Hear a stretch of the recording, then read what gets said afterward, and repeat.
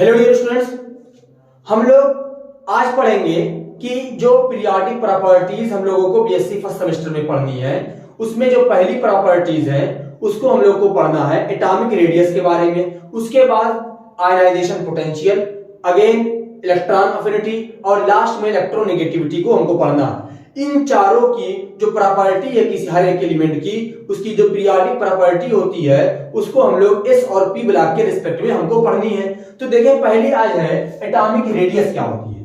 तो atomic radius आप जानते ही हैं, कोई हमारे पास सर्किल हो, उस सर्किल के न्यूक्लियस से इसके यहां तक की जो दूरी होती है इसको हम लोग आर से रिप्रेजेंट करते हैं, इसी को तो रेडियस बोलते हैं। तो किसी एटम में न्यूक्लियस से लेके वैलेंस शेल, वैलेंस मतलब लास्ट, वैलेंस शेल के बीच की जो डिस्टेंस होती है इसको हम लोग रेडियस बोलते हैं। अगर एटम की बात हो रही है तो इसको एटॉमिक रेडियस बोलेंगे। तो यहां पे लिखें the distance between nucleus and valence shell. Nucleus और वैलेंस शेल के बीच की जो डिस्टेंस होती है उसको हम लोग एटॉमिक रेडियस बोलते हैं। देखिए, एटॉमिक रेडियस को समझना एग्जैक्ट एक ही डेफिनेशन में थोड़ा सा कॉम्प्लिकेटेड है, इसीलिए हम लोग एटॉमिक रेडियस को समझने के लिए इसको तीन पार्ट में डिवाइड करते हैं। तो पहला होता है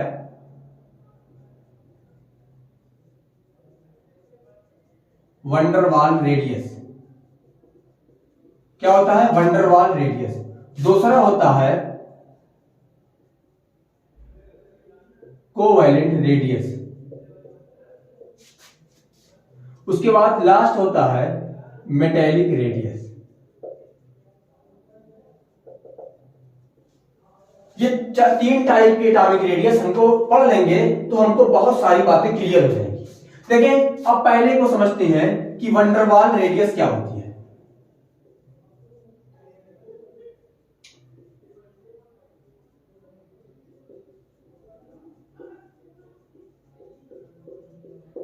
वंडरवाल रेडियस, देखिए वंडरवाल रेडियस बेसिकली अगर इसको मैं डिफाइन करूं, तीनों की डिफिनेशन लगभग मिलती जुलती है। वंडरवाल रेडियस होती है किसी ऐसे एटम जो आइसोलेटेड हो, पास पास हो लेकिन आइसोलेटेड हो, दो आइसोलेटेड एटम के बीच की जो न्यूक्लियस होता है, दोनों के न्यूक्लियस के बीच की हाफ डिस्टेंस को हम लोग क्या बोलते हैं? वंडरवाल रेडियस बोलते हैं। डिफिनेशन लिखेंगे आपको समझ में आ जाएगा। The half of distance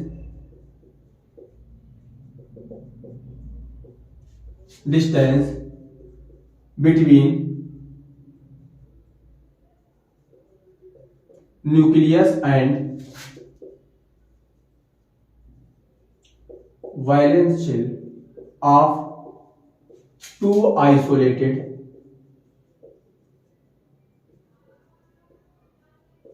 nearest atom।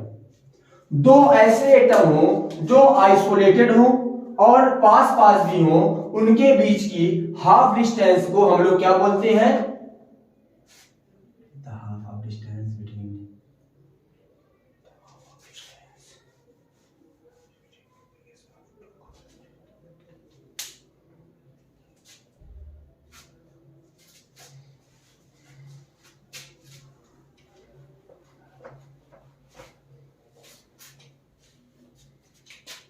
the half of distance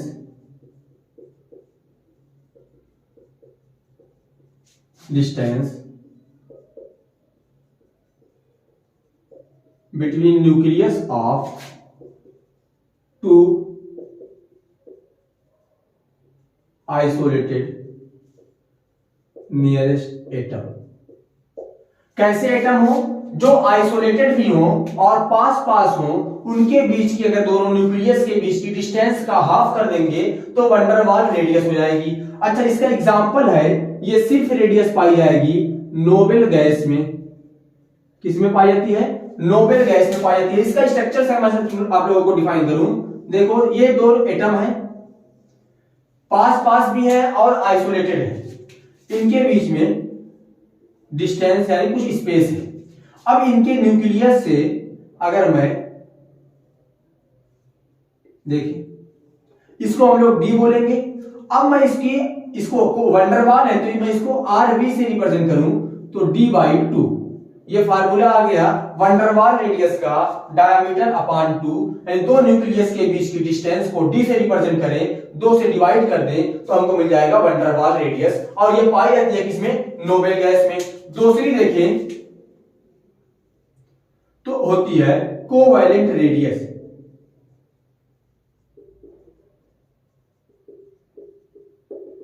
covalent radius देखिए, कोवैलेंट रेडियस को डिफाइन करें, यही डिफिनेशन होगी the half of distance between nucleus of, यहां से टू कोवैलेंटली बॉन्डेड एटम, ऐसे एटम जो आपस में कोवैलेंट बॉन्ड का फॉर्मेशन किए हों, उन दोनों एटम के न्यूक्लियस के बीच की जो डिस्टेंस का हाफ कर देंगे तो हमको मिल जाएगा कोवैलेंट रेडियस। तो देखिए the half of distance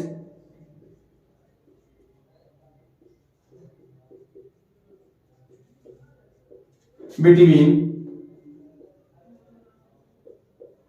nucleus of two covalently bonded atom, ऐसे एटम जिनके बीच में कोवैलेंट बॉन्ड हो, उनको बीच में जो रेडियस पाई जाती है वो कोवैलेंट रेडियस होती है। एग्जाम्पल के लिए आप इसको देखें तो ये पाई जाती है नॉन मेटल में, किसमें पाई जाती है, नॉन मेटल में। लास्ट होती है मेटेलिक। अच्छा, इसको मैं अगर डायग्राम से समझाऊं, देखें ये एक एटम,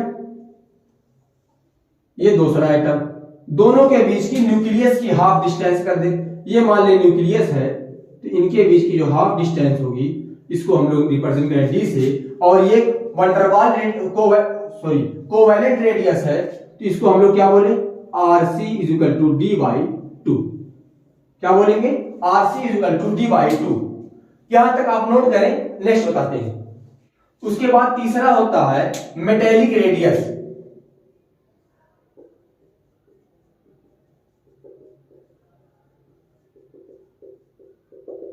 मेटेलिक रेडियस कौन सी रेडियस, मेटेलिक जिसमें यानी कि मेटल के बीच में रेडियस हो। इसमें देखें the half of distance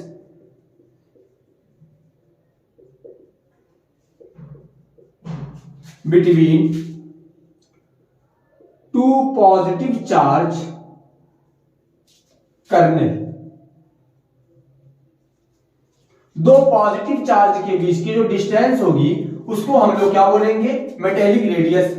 example के लिए देखें तो एग्जाम्पल वो होता है, कौन सी रेडियस होगी, ये सिर्फ पाई जाती है मेटल के अंदर, इसीलिए इसको मेटेलिक रेडियस बोलते हैं। इसका एग्जाम्पल से समझे कुछ थोड़ा सा डायग्राम से।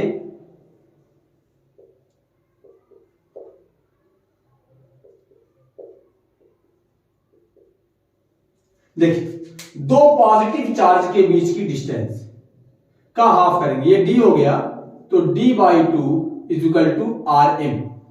ये तीन टाइप के हम लोगों ने रेडियस देख लिया। एक को रिप्रेजेंट किया था मैंने RC से, एक को रिप्रेजेंट किया RV से, RV से, और तीसरी थी RM। अब मैं अगर कहूं कि इनके बीच में ऑर्डर बताएं कि कौन ज्यादा बड़ी होगी, तो हम जानते हैं कि RV यानी वंडरवाल रेडियस सबसे बड़ी है, क्योंकि ये दो आइसोलेटेड एटम के बीच की डिस्टेंस है। उसके बाद ये सबसे बड़ी, उसके बाद आता है R मेटेलिक, और सबसे लास्ट में होता है कोवैलेंट रेडियस का ऑर्डर। इतनी बात तो आपको समझ में आ गई होगी रेडियस क्या होती है। अच्छा, अब यहां से आती है कि जो हमको पीरियोडिक प्रॉपर्टी पढ़नी है उसके बारे में बात कर लेते हैं कि किसी भी रेडियस की जो पीरियोडिक प्रॉपर्टी होती है उसके लिए दो फैक्टर बहुत ज्यादा रिस्पॉन्सिबल होते हैं। पहला होता है शेल और दूसरा होता है जेड इफेक्टिव। पिछले लेक्चर में आप लोगों ने पढ़ा होगा कि जेड इफेक्टिव क्या होता है, ठीक है ना। अगर आपने नहीं पढ़ा होगा तो देखिए जाके डिस्क्रिप्शन में उसका लिंक होगा, वहां से आप पढ़ लीजिएगा। वहां मैंने स्लेटर रूल पढ़ाया है और जेड इफेक्टिव और स्क्रीनिंग या शील्डिंग इफेक्ट भी पढ़ाया है। तो अब हम लोग देखें कि अब इसके फैक्टर कौन कौन से हैं, यानी अब हम लोग बात कर रहे हैं पीरियोडिसिटी के बारे में, यानी उसकी पीरियोडिक प्रॉपर्टी में, यानी left to right in period, top to bottom in group जाएंगे एटॉमिक रेडियस की, तो क्या चेंजिंग होगी उसके बारे में बात करते हैं। देखें, फैक्टर में पहला फैक्टर आता है नंबर ऑफ शेल। किसके बारे में बात होगी, नंबर ऑफ शेल के बारे में। देखिए शेल जितना ज्यादा होगा, किसी एटम में शेल जितना ज्यादा होगा उसकी साइज उतनी ज्यादा होगी, यानी जो एटम होगा वो इलेक्ट्रॉन जो होगा वो न्यूक्लियस से उतनी ज्यादा दूरी पे होगा और उसकी साइज उतनी ज्यादा बड़ी होगी। फॉर एग्जांपल, तो कहने का मतलब क्या है, जो साइज होगी एटम की वो डायरेक्टली प्रोपोर्शनल होगी शेल के। दूसरा फैक्टर आता है जेड इफेक्टिव। जेड इफेक्टिव तो साइज के ये इनवर्सली प्रोपोर्शनल होता है। समझते हैं दोनों को। जैसे मान लीजिए कि ये नंबर ऑफ शेल देखें, ये न्यूक्लियस हमारा है, पहली शेल, दूसरी, तीसरी, चौथी। जैसे जैसे नंबर ऑफ शेल बढ़ती है, किसी भी न्यूक्लियस की जो पावर है इलेक्ट्रॉन को अपनी तरफ अट्रैक्ट करने की वो कम होती है, क्योंकि बीच की जो शेल होती है उसमें जो इलेक्ट्रॉन होते हैं, यहाँ पे इलेक्ट्रॉन होंगे, यहाँ पे होंगे, यहाँ पे जो इलेक्ट्रॉन होते हैं उनके बीच में आपस में रिपल्शन होता है। इलेक्ट्रॉन का सेम चार्ज होता है तो इसमें रिपल्शन होगा। जब रिपल्शन होगा तो वो जो यहाँ पे न्यूक्लियस का चार्ज है वो कम पड़ जाएगा। तो जितना न्यूक्लियस इस इलेक्ट्रॉन को अपनी तरफ अट्रैक्ट करने के लिए पावर लगाएगा वो पावर कुछ कम होता है। जितना ज्यादा नंबर ऑफ शेल बढ़ेगा उतना ज्यादा न्यूक्लियस की पावर कम होगी और इलेक्ट्रॉन कम अट्रैक्शन फील करेगा, तो उसकी वजह से साइज थोड़ा सा बड़ी हो जाती है। बात समझ आई ना? साइज क्या होती है? थोड़ा सा बड़ी हो जाती है। अब यहां पे दूसरा फैक्टर देखें, जेड इफेक्टिव। क्या है? Z effective. दूसरा देखें जेड इफेक्टिव में कैसे समझेंगे। जेड इफेक्टिव बेसिकली कहते हैं कि जो नेट चार्ज होता है, न्यूक्लियस का नेट चार्ज वैलेंस शेल पर जो लगाता है उसको जेड इफेक्टिव बोलते हैं। देखिए जेड इफेक्टिव और जेड में डिफरेंस थोड़ा सा है। जेड और जेड इफेक्टिव, देखिए जेड हमेशा जेड इफेक्टिव से ज्यादा होगा ये जरूरी नहीं है। क्या है? जेड इफेक्टिव हमेशा जेड से कम रहेगा ये कंपलसरी नहीं है। जेड बराबर भी हो सकता है लेकिन नियर हमेशा ये होता है, 99% केस में जो जेड हमारा होता है वो ज्यादा होता है, जेड इफेक्टिव कम होता है। जेड इफेक्टिव कहते हैं कि न्यूक्लियस के द्वारा लगाया गया वैलेंस इलेक्ट्रॉन पर नेट फोर्स ऑफ अट्रैक्शन। और जेड कहती है किसी न्यूक्लियस की टोटल पावर, किसी न्यूक्लियस का टोटल पावर ऑफ अट्रैक्शन, इसको हम लोग बोलते हैं जेड। कोई भी न्यूक्लियस अपनी पूरी पावर इस वैलेंस शेल पर नहीं लगा सकता, क्योंकि बीच की जो शेल होती है वो कुछ क्या करती है, कुछ कम कर देती है। आपको इसको समझने के लिए स्लेटर रूल पढ़ना होगा और स्लेटर रूल की वीडियो ऑलरेडी अपलोडेड है, आप लोग वहां से चेक कर सकते हैं। तो अब इन दोनों फैक्टर के बेस पे हम लोग क्या करेंगे कि अपने एटम के साइज पीरियड में और ग्रुप में कैसे इंक्रीज करेगी या डिक्रीज करेगी इसको हम लोग समझ सकते हैं। अब हम लोग पीरियोडिक प्रॉपर्टी में इन ग्रुप चलते हैं, यानी ग्रुप में चलते हैं, या पहले हम लोग पीरियड में चलते हैं। चले इन पीरियड, देखिए पीरियड में जाएंगे यानी क्या होगा, हम लोग लेफ्ट टू राइट जाएंगे, यही होगा ना। पीरियड में ऐसे ही होता है ना, लेफ्ट टू राइट जाते हैं, ये ऐसी जो लाइन होती है इसको हम लोग पीरियड बोलते हैं। जब लेफ्ट टू राइट पीरियड में जाएंगे तो जो नंबर ऑफ शेल होता है वो कांस्टेंट होता है। देखते हैं, ऐसे मैं सेकंड पीरियड का एग्जांपल लूं तो उसमें आता है कौन सा, lithium, beryllium, boron, carbon, nitrogen, oxygen, fluorine और नियॉन आता है। इलेक्ट्रॉनिक कॉन्फ़िगरेशन करें 2s1, 2s2, 2p1, 2p2, 2p3, 2p4, 2p5 और 2p6। देखिए नंबर ऑफ शेल देखें 2, 2, 2 सब में कॉमन है। देखिए 2 सब में कॉमन है, यानी लेफ्ट टू राइट पीरियड में जाते हैं तो जो नंबर ऑफ शेल है, यही प्रिंसिपल क्वांटम नंबर जिसको बोलते हैं, वो सेम है। यानी सेम मतलब कांस्टेंट है, यानी शेल का नंबर नहीं बढ़ रहा है। शेल का नंबर जब नहीं बढ़ेगा, हम लोगों ने अभी पढ़ा है कि जो शेल होती है वो डायरेक्टली प्रोपोर्शनल होती है साइज के, और जेड इफेक्टिव जो होता है वो इनवर्सली प्रोपोर्शनल होता है साइज के, हम लोगों ने पढ़ा है। अब देखें जब हम लोग लेफ्ट टू राइट जाते हैं तो नंबर ऑफ शेल क्या है, कांस्टेंट है। लेकिन देखें इलेक्ट्रॉन क्या हो रहा है, एक एक इलेक्ट्रॉन इंटर हो रहा है। यहां पर भी तो 2s होगा, 2s2, 2s2, 2s2 यहां पे होगा। देखिए एक स्टेप बाय स्टेप एक एक इलेक्ट्रॉन इंटर हो रहा है। एक एक इलेक्ट्रॉन इंटर होगा यानी एक एक प्रोटॉन भी बढ़ेगा, और प्रोटॉन जो होता है वो न्यूक्लियस में होता है, वही तो खींचता है इलेक्ट्रॉन को। तो यानी नंबर ऑफ शेल कांस्टेंट है, लेकिन जो हमारे पास इफेक्टिव न्यूक्लियस चार्ज है वो स्टेप बाय स्टेप इंक्रीज कर रहा है। जब नंबर ऑफ शेल कांस्टेंट है तो इसको हम लोग कोई फैक्टर ये अप्लाई नहीं करेगा, लेकिन जो इफेक्टिव न्यूक्लियर चार्ज है इसको देखें ये बढ़ रहा है तो जो हमारी साइज होगी वो क्या है, वो घट जाएगी। तो हम लोग कह सकते हैं on going top to on going in period from left to right,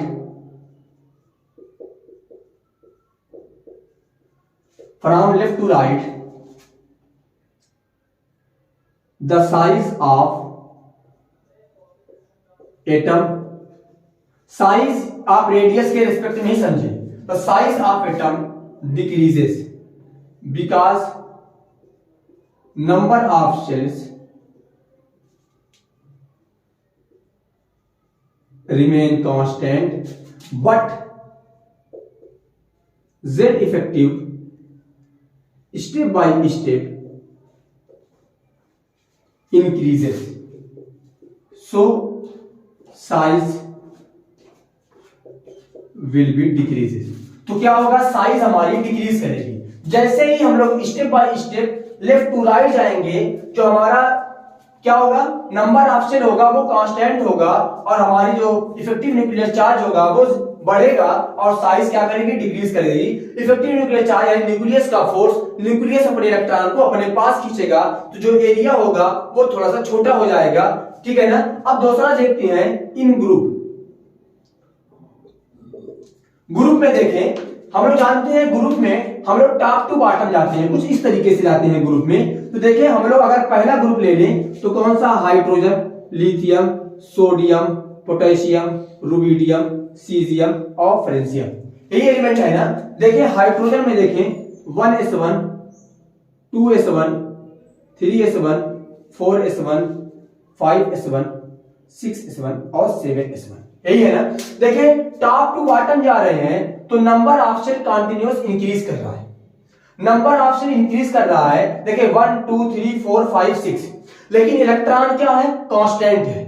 तो कहने का मतलब क्या है, जब हम लोग ग्रुप में जाएंगे तो नंबर ऑफ शेल जो होगा वो बढ़ रहा है। जब नंबर ऑफ शेल बढ़ेगा तो हमारी साइज क्या हो जाएगी, वो इंक्रीज कर जाएगी। जबकि यहां पे इफेक्टिव न्यूक्लियर चार्ज उतना ज्यादा एप्लीकेबल नहीं हो पाता क्योंकि शेल की साइज कंटिन्यूअस बढ़ती जाती है, यानी शेल नंबर कंटिन्यूअस बढ़ता जाता है। इसीलिए हमारे पास जो इफेक्टिव न्यूक्लियर चार्ज है वो उतना रिस्पॉन्सिबल नहीं हो पाता या उतना ज्यादा अप्लाई नहीं हो पाता, इलेक्ट्रॉन को अपने उतना ज्यादा अट्रैक्ट नहीं कर पाता, जिसकी वजह से जो इसकी साइज होती है वो बढ़ जाती है। तो हम लोग इसमें लिखें ongoing from top to bottom in group size of atom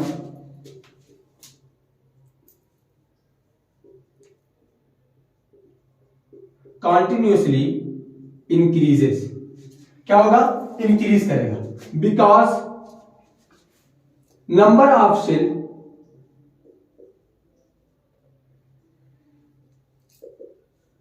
number of shell increases and Z effective उतना ज्यादा अप्लाई नहीं हो पाता, इसीलिए हम लोग क्या बोलते हैं, ये कांस्टेंट है, Z effective constant, so size will be increases. तो क्या होगा, साइज इंक्रीज करेगा। तो बेसिकली हमको एक ऑर्डर मिल गया। इधर अगर मैं थोड़ा सा लिखूं,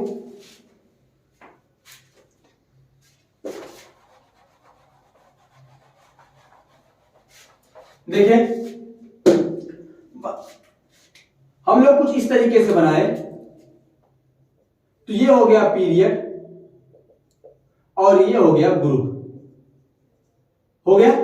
अब देखें लेफ्ट टू राइट जाते हैं तो शेल क्या होता है, कांस्टेंट होता है, लेकिन Z इफेक्टिव क्या होता है, वो इंक्रीज करता है। और ये दोनों रिस्पॉन्सिबल हो जाती हैं जिसकी वजह से हमारी जो साइज होती है एटम की वो क्या कर जाती है, इंक्रीज कर जाती है। जबकि ग्रुप में आए तो ग्रुप में देखें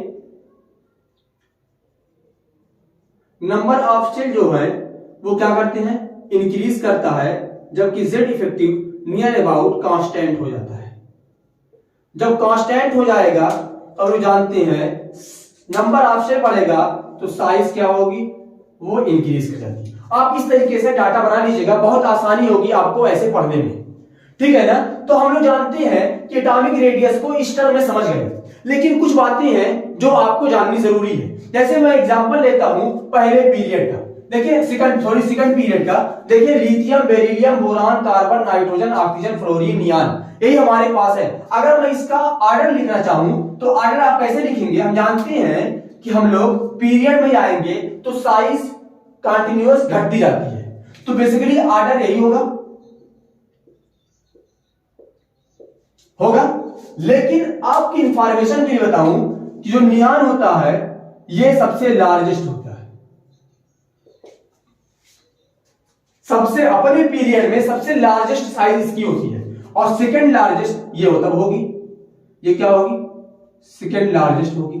अच्छा, ये रीजन क्यों है, आप इसको सबसे बड़ी बनाइएगा, नियान सबसे बड़ी साइज होती है। अब क्योंकि हम जानते हैं कि ये नियान जो है वो नोबेल गैस है, कौन सी है, नोबेल गैस है, और नोबेल गैस में वंडरवाल रेडियस पाई जाती है। इसीलिए मैंने ऑर्डर लिखा था कि आर वी सबसे ज्यादा, फिर उसके बाद आर एम, उसके बाद आर सी, ये मैंने ऑर्डर लिखा था।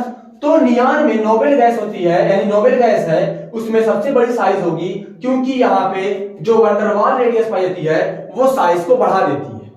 क्या करती है, साइज को बढ़ा देती है। तो अपने पीरियड में, किसी पीरियड में आप जाएंगे, जो नोबेल गैस होती है वो अपने पीरियड में सबसे छोटी होनी चाहिए थी साइज, लेकिन सबसे बड़ी होती है। क्या होती है, सबसे बड़ी साइज होती है। और उसका रीजन एक है, क्योंकि जो नोबेल गैस होती है उसमें वंडरवाल रेडियस पाई जाती है, इसीलिए वो अपने पीरियड में सबसे बड़ी साइज रखता है। सेकंड जो होगी वो आपका सेम ऑर्डर भी फिर बाद में वही होगा। सिर्फ आप याद रखिएगा कि every period the noble gas has maximum size because van der Waals radius, क्योंकि नोबेल गैस में वंडरवाल रेडियस पाई जाती है, इसीलिए उसकी साइज क्या होती है, बड़ी होती है। बहुत बढ़िया, चले तो हमको एक बात तो सुने। अच्छा, ग्रुप में आएंगे तो ग्रुप में वही ट्रेंड है, जैसे अगर मैं इसका लिखूं तो साइज क्या होगी, कंटिन्यूअस बढ़ती जाएगी।